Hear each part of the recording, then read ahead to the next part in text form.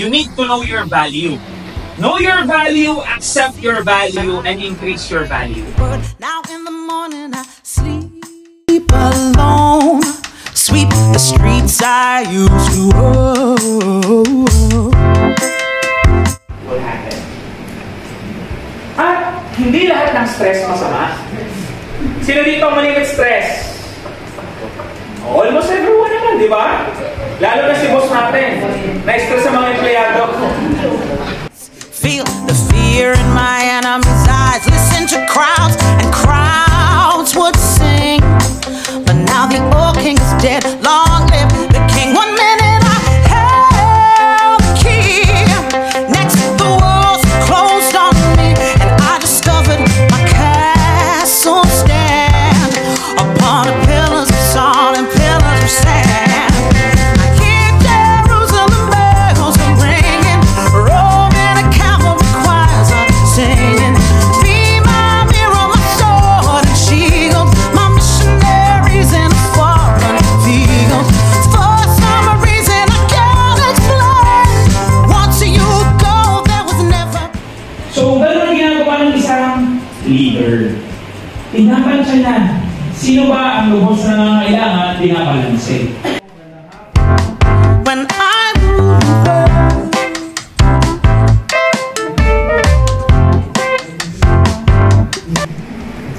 Ang isang leader, di ba?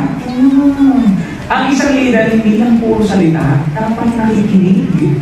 Kasi minsan, nandun na yung sagot, hindi lang natin makuha-kuha kasi hindi tayo marunong makinig. Amen? Amen. So, simula ngayon, tabihin nyo sa balita yung katabi nyo ngayon.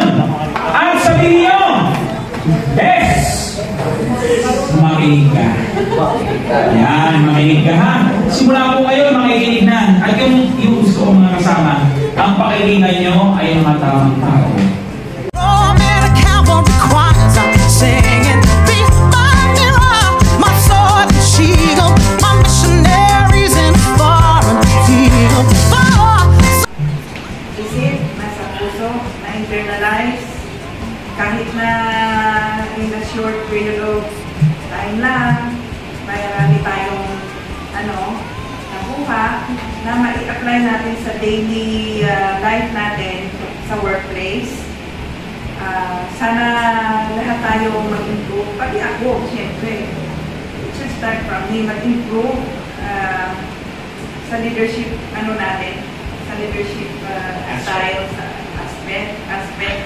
And thank you, sir. Anytime pwede, no? Okay lang. Siyempre. Saka ano po, ito po is hindi naman one-time commitment. Oh,